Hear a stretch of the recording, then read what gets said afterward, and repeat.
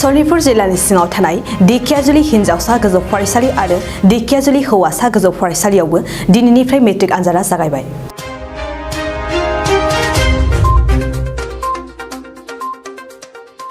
आसामनि सेबा बर्डजों खुंजानाय 15 मार्चनिफ्राय जागायना 30 मार्चसिम जानो गोनां मेट्रिक आनजादा दिनैनिफ्राय आसामनि गंफ्रोमबो फरायसालियावनो खुंजाबाय।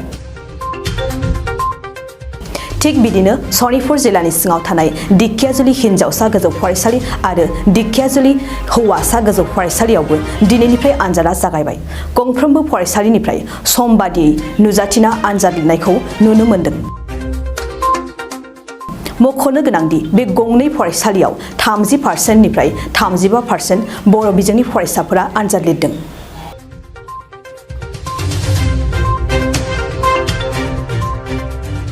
सनितपुर जिल्लानि सिङाव थानाय दिखियाजुलि हिनजावसा गोजौ फरायसालि आरो दिखियाजुलि हौवासा गोजौ फरायसालियावबो दिनैनिफ्राय मेट्रिक आनजादा जागायबाय।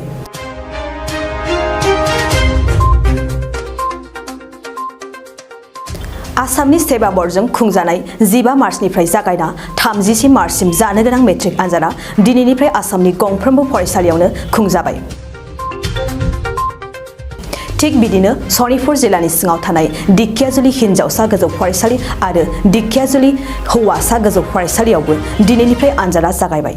गंफ्रोमबो फरायसालिनिफ्राय सम बादियै नुजाथिना आनजाद लिरनायखौ नुनो मोन्दों।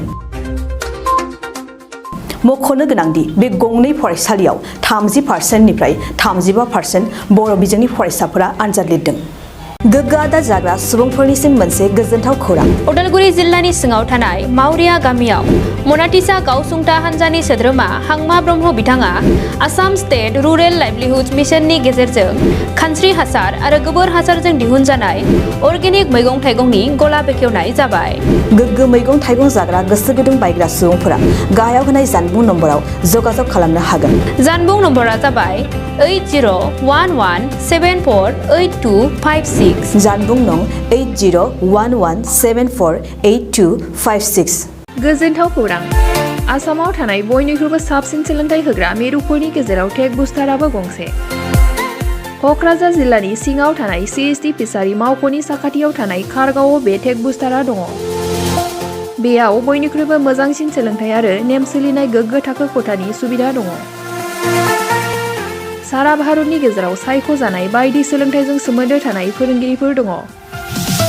टेक बुस्टाराव प्रफेशनेल जार्नालिस्ट आरो टेकनिकेल कर्सफोरखौ होनाय जायो। 24 घन्टा रैखाथिनि थाखाय मोजां सुबिदा आरो टेक बुस्टारा नोंथांमोनखौ सौहैहोगोन नोंथांनि थांखिसिम। टेक बुस्टारा नोंथांनि सिमांखौ जाफुंसारनांगौनि थाखाय गांल' नङा, साहस आरो गोहोबो होगोन। सोलोंथाइ लाखांनायनि उनाव 100% प्लेसमेन्टनि खाबु दङ। सोलोंनो गोसो गुदुं बिथांमोना 9395695095 जानबुं नम्बराव जगाजग खालामनो हागोन।